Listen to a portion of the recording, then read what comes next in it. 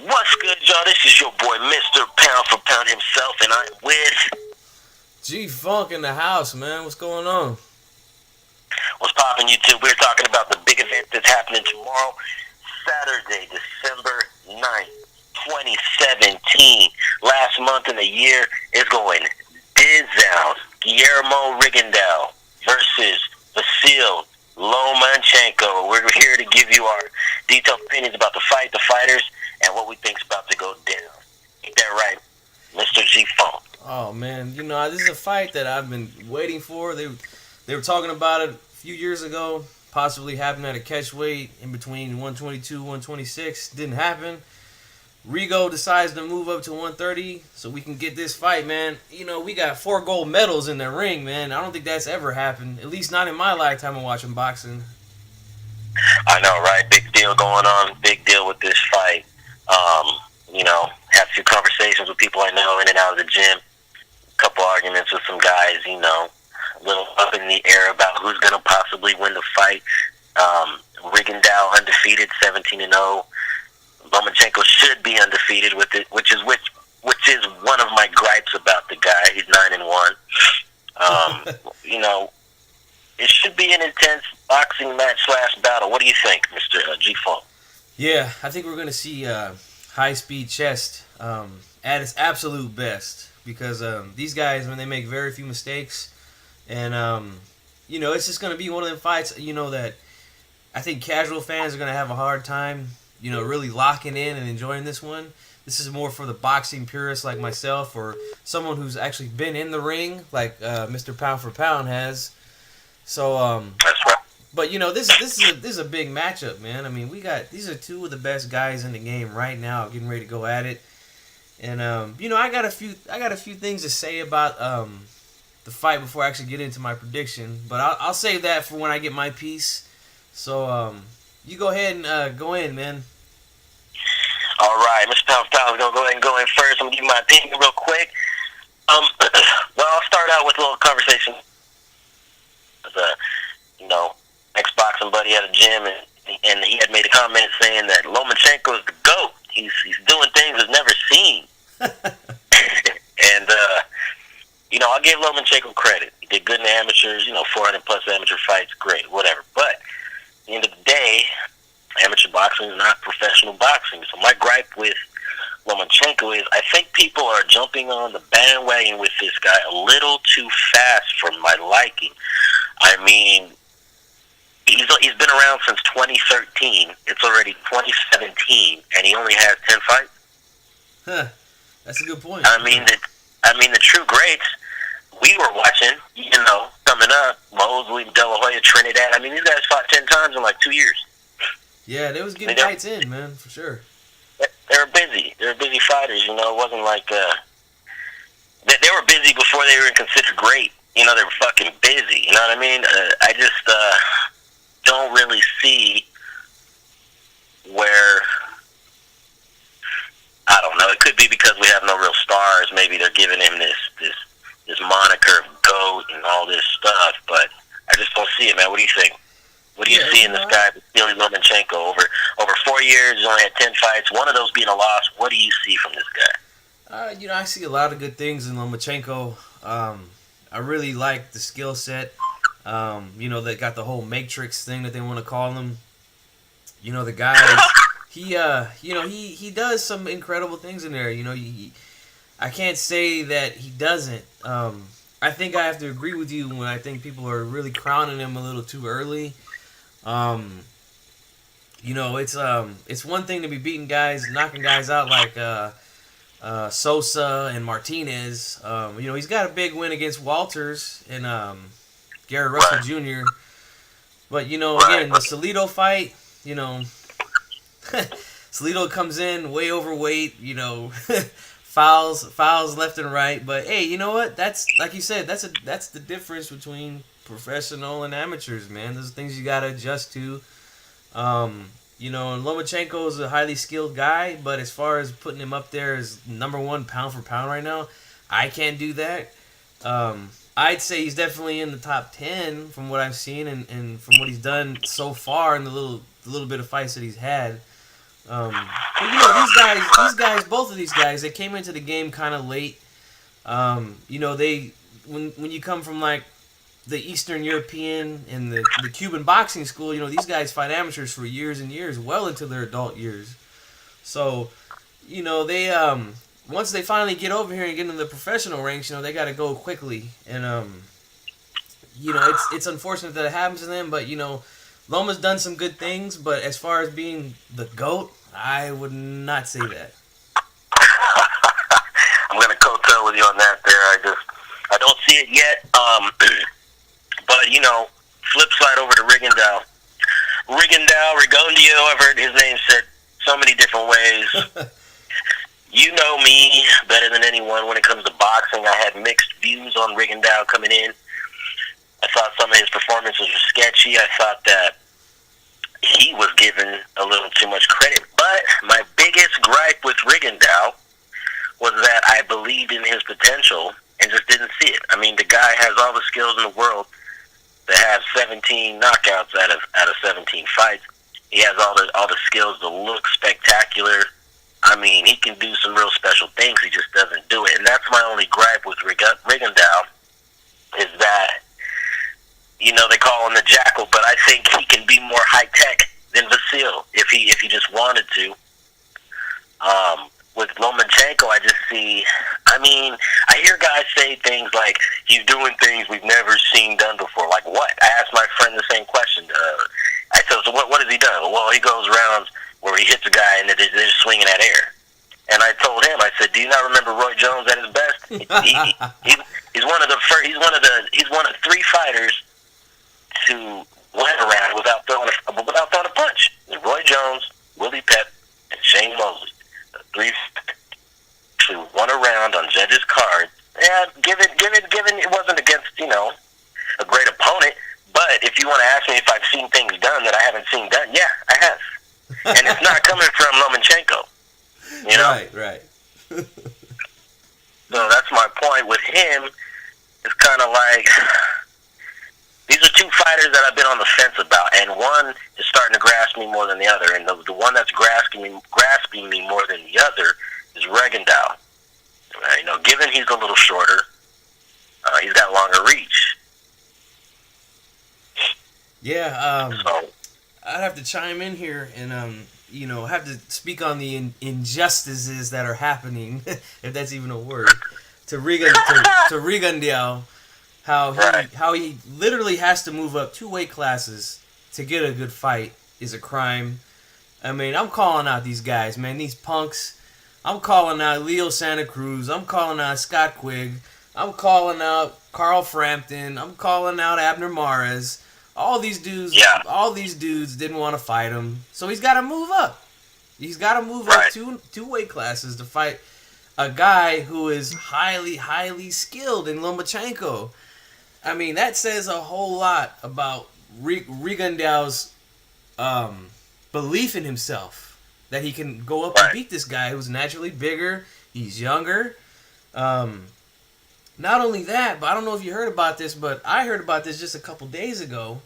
In my busy life, I don't have time to really keep up with the sport like I want to, but I heard that the WBA is going to strip Rigondeaux of the title if he loses.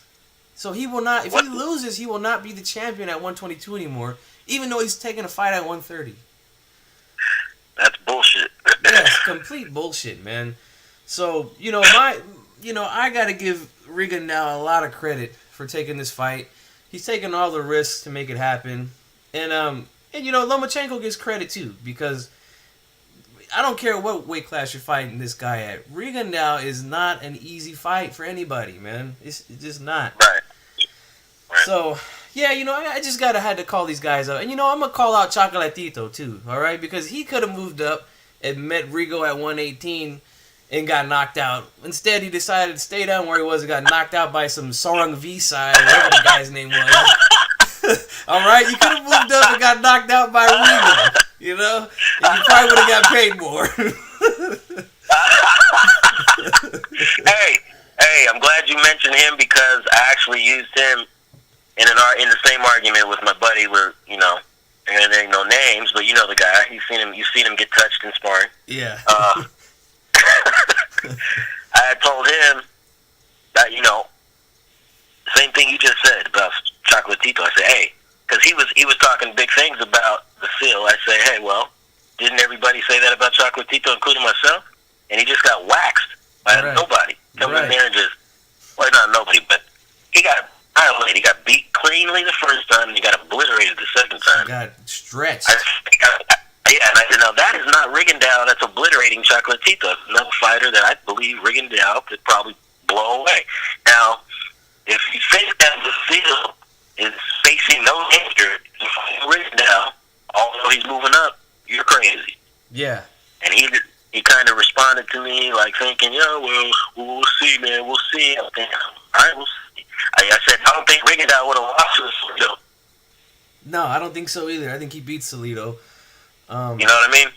The thing I want to say about Styles here is that, you brought up the high-tech thing with Loma, and the Rigo is more, defensive, counter-shot guy. That's one thing I think is an advantage here. I mean, I hear a lot of people saying that, they're going with Loma strictly on size and offense, that, Rigo doesn't throw a lot. And that's one thing that I can criticize Rigo on, is that he doesn't put out enough offense sometimes. Right.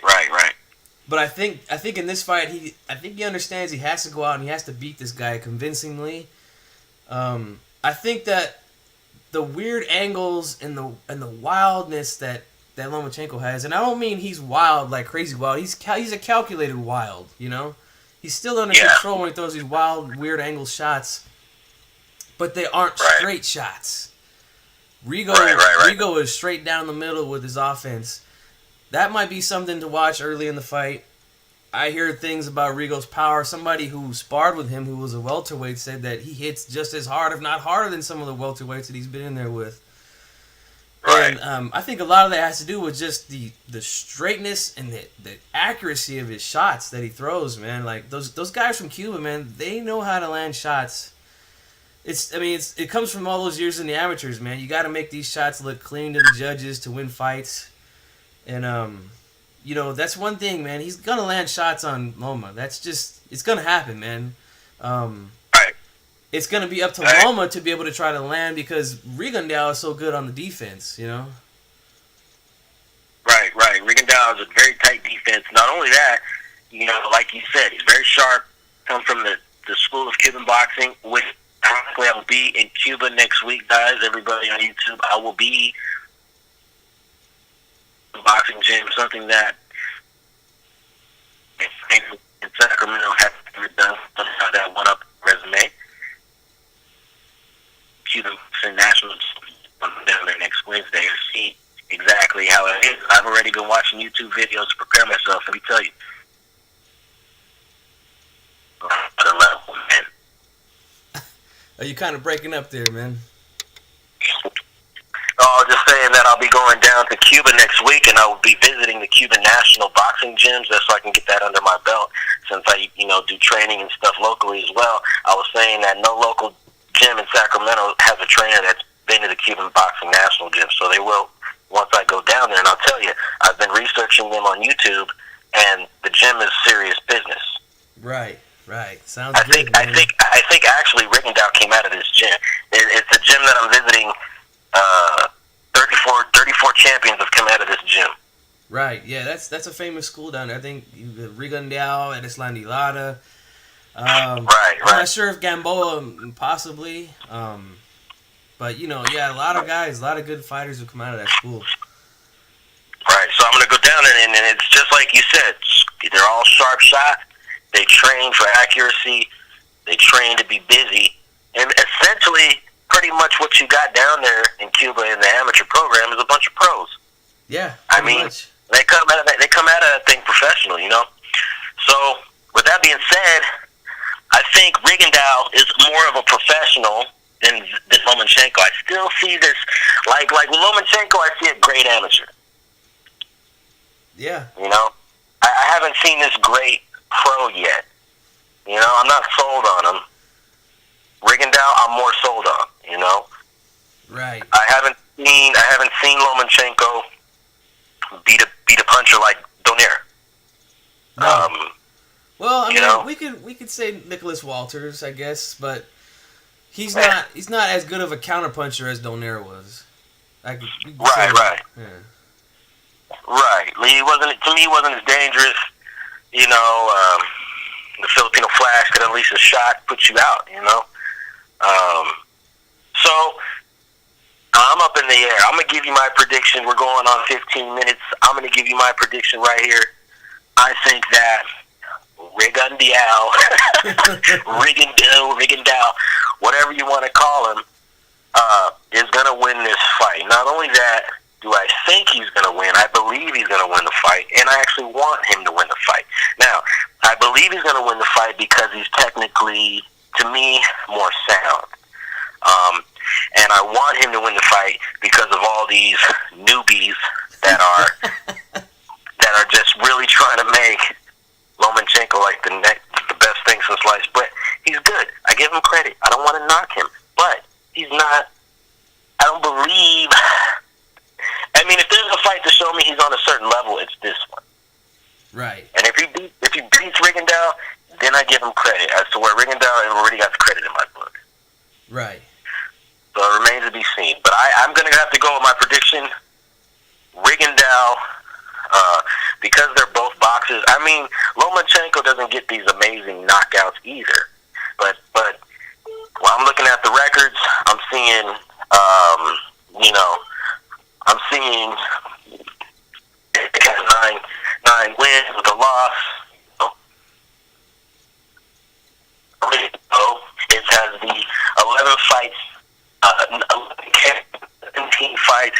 Prepped his prime to me as far as his pro is concerned. I think he's going to come in there and do his thing.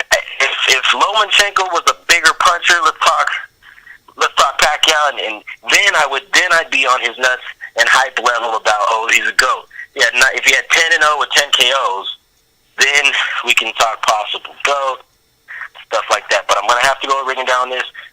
I'm going to say Rigondeaux wins by a points decision. Maybe he might be winning up 4 points. I don't think it's going to be a close decision, to be honest. If it goes to decision, I think his Cuban boxing style outdoes the Ukrainian boxing style, and he could possibly knock Lomachenko out. Wow.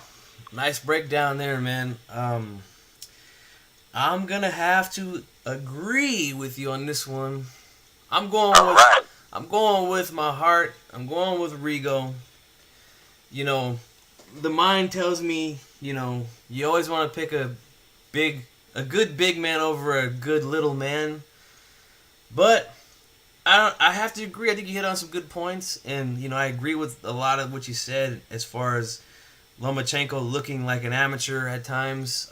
Some of the things that he does, and I think one thing that people are really sleeping on here with Rigondeaux is that he's a sharpshooter. We know he's got good power in that left hand. You could ask even Donaire, who looked huge in that ring against him. Yeah, he did. He looked huge in there. But that left hand hurts, man. And he hits. Not only is he great counter punching up top, but people forget that this guy hits to the body too, man. He's got a good left hand to that body. He's hurt a lot of people with that left hand to the body. So I'm interested to see how Loma's gonna take those body shots, man. I believe that Rigo's going to find a place to land that left hand up top into the body. But it's going to be a hell of a fight, man. I think it's going to be a great, great fight as far as boxing goes. They're both going to have moments, but I'm going to roll with El Chacal Rigondeaux for the win. But, you know, if Loma pulls it off, you know, he gets credit. I'm not going to make excuses. I mean, Rigo did have to move up 2 weight classes to make the fight happen. And it's unfortunate that he has to sell out for money, you know, because all those guys down in his division ducked him. Well, that's correct. That's correct. So, but, you know, I'm not gonna hold that against Lomachenko. That's not his fault, you know. So if he gets the win against a guy like Rigo, he's gonna get full credit from me. But Rigo's gonna get more credit if he wins this fight. I'm going to disagree with you a little bit. I'm going to disagree maybe 10% here, only because I think Lomachenko could have shed some weight, made a catch weight. They are making him jump 2 divisions. I don't like it. Especially he's a shorter guy. I don't like it. But I think Rigondeaux, like I said, being from Cuba, has the Cuban boxing style. I think he is seasoned enough. I think he's seen it all. I think he's sparred. I think he's, like you said that you've heard some sparring sessions of Rigondeaux where guys are saying he hits really hard. I think he's ready for the fight, because I don't think he would have took it if he's not. I mean, Rigondeaux's got more knockouts than Vasil's got fights. Yeah. I gotta go with Rigondeaux, you know. And it could be, and another thing is a good point out, is that when Rigondeaux hits you with a good straight shot, he usually stops a lot of guys. They stop coming forward. Yeah, I mean, look at some of the guys he fought. I mean, one guy recently fought, the guy had a dislocated jaw in the first round. That giant of a Japanese guy fought on Magazi. The guy looked like he had another face growing out of his head, you know? I mean, this guy does some damage when he lands. I mean, he hit Donaire with a left hand in that fight, and the guy was seeing double. He had to cover up his eye. So, I mean, the guy can crack, man. He can crack. I mean, one thing we forgot to mention also with Rigo is that, you know, he has been down a couple times. You know, which is something that you have to look at, but that doesn't mean everything. You know, I mean, he's gotten up and he's won every single fight. So, you know, but we still have to point it out that, you know, there is a chance he could get clipped and go down. It's boxing. Yeah. And it happens, you know? Right. You know, one thing I will say is I will touch on, you know, another point here. You know, when he beat, you know, people are saying Vasil Lomachenko. He's 9-1, right? 9 wins, 1 loss. When people act like they forgot who Nonito Donaire was at 31-1, hey, they forget that he was 31-1. Yeah. And Rigondeaux beat his ass. Okay. Yeah. And sent him, and not only beat his ass. I thought Donaire was going to win. You remember that? I had Donaire going to win the fight. Yeah, and that's a good point. I was wrong. Not only did he lose, he went running for retirement. Right. And you know, a lot of these same people who are blowing Lomachenko through the roof are the same people that were saying Donaire is going to get rid of this guy. When I'm talking Rigondeaux, when he fought Rigondeaux, they was talking about he's going to get rid of him. One left hook, fight's over. Well, guess what? The left hook landed. Rigo got up. Yep. Right. It didn't go nowhere. Right. So. And it was just a horrible night for Donaire. So. One thing with Rigo, man, he knows how to take away your best weapon, man, which is something that's rare and you know those are special fighters, man, when they can take away your best weapon, you know. So Lomachenko's gonna have to dig into the bag, you know. You can't just do what he's been doing to these punching bags that he's been fighting a couple of these guys, you know. He's gonna have to reach into the bag and pull out some tricks. Right, and I gotta touch back on some points we made right before I go. I gotta get going. Got a game to play tonight, but I'm gonna say this for all of you too, all the boxing aficionados out there. You might hate me if you like these certain fighters. I don't give a fuck. You come to my page and talk some shit to me.